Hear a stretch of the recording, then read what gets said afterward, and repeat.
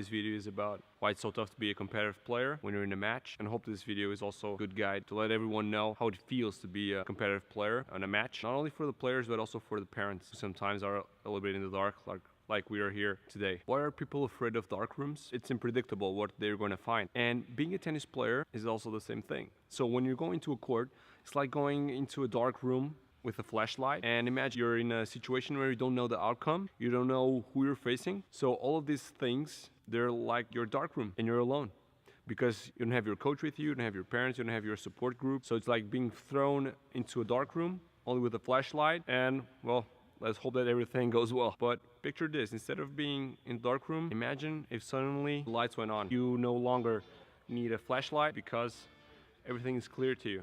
You know exactly what you need to do, you know exactly how to react to certain situations, and suddenly that dark room is just a puzzle that you need to try and fix or try to find the best way possible to solve it. And this is why tennis IQ, it's really important. It will put you one step ahead, and also because tennis players are decision makers and problem solvers. So picture this, for a certain job you need the right tool, and along the process of your training you're adding tools to the right job. If you have some sort of trouble, well, you know which tool you need exactly to work with, or you know exactly the tool that you need to solve that problem. And this leads us to a really important point. The way that you deal with your errors, or the way that you manage your errors, it will define if you're going to be a successful tennis player or not. I'm going to give you the right tip about how to deal with errors. The best way that I can put it is that errors, like the air that you breathe, you will always have to deal with it.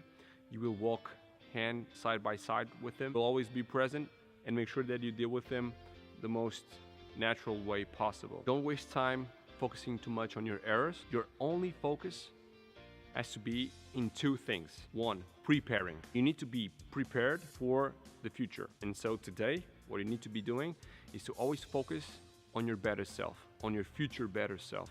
So if you're preparing today to be stronger tomorrow, you'll have personal growth in terms of being a good athlete, being a good tennis player. Second thing, repairing. And this is a more live moment, it's a more at the moment situation where when you have a mistake right in front of you, you have to deal with it. The best way to deal with it is repairing that mistake by using constructive feedback and self-motivation. Besides these two things, preparing and repairing, there's nothing else. All of your energy has to be focused in these two things, and that's the best way to approach error, and that's the best way to get you stronger for the future. So guys, don't be afraid of that dark room. Make sure that and fill all of your toolbox with the right tools. Just deal with the mistake and with the error more natural way possible. And remember, if you're just focused on preparing for the future and repairing the present, so that on the next shot you can improve yourself as a tennis player, I can guarantee that on the long term you'll be better tennis players. No one said that this was going to be easy. You chose an individual sport, so it has its own drawbacks, but as soon as you can start using these tips, you'll see the improvements,